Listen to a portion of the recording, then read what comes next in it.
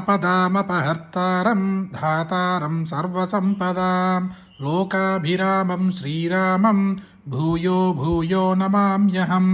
नमः कोदण्डहस्ताय सन्धिकृतशराय च दण्डिताखिलदैत्याय रामायापन्निवारिणे आपन्नजनरक्षैक दीक्षायामिततेजसे नमोऽस्तु विष्णवे तुभ्यं रामायापन्निवारिणे पदाम्भोजरतस्पर्श पवित्रमुनियोषिते नमोऽस्तु सीतापतये रामायापन्निवारिणे दानवेन्द्रमहामत्त गजपञ्चास्य रूपिणे नमोऽस्तु रघुनाथाय रामायापन्निवारिणे महिजाकुचसंलग्न कुङ्कुमारुणवक्षसे नमः कल्याणरूपाय रामायापन्निवारिणे पद्मसम्भवभूतेश मुनिसंस्तुतकीर्तये नमो मार्ताण्डवंशाय रामायापन्निवारिणे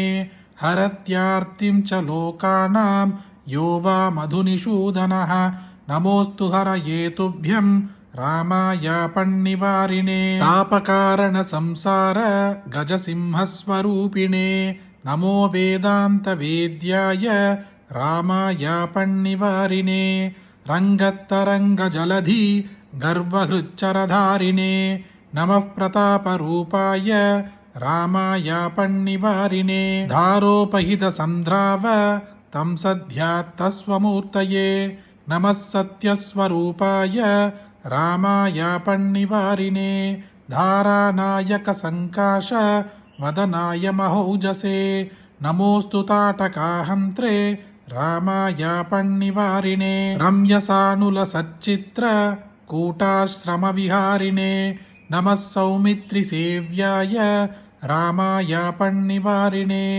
सर्वदेवहितासक्त दशाननविनाशिने नमोऽस्तु दुःखध्वंसाय रामायापन्निवारिणे रत्नसानुनिवासैक वन्द्यपादाम्बुजाय च नमस्त्रैलोक्यनाथाय रामायापन्निवारिणे संसारबन्धमोक्षैक हेतुधामप्रकाशिने नमः कलुषसंहर्त्रे रामायापन्निवारिणे भवनाशुगसंक्षिप्त मारीचादिसुरारये नमो मघपरिद्रात्रे रामायापन्निवारिणे दाम्भिकेतरभक्तौघ महादानन्ददायिने नमः कमलनेत्राय रामायापन्निवारिणे सन्नग्धकवची खड्गी चापबाणधरो युवा तिष्ठन्ममाग्रतो नित्यं रामः पादु स लक्ष्मणः आपदामपहर्तारं दातारं सर्वसम्पदां లోకాభిరామం శ్రీరామం భూయో భూయో నమామ్యహం।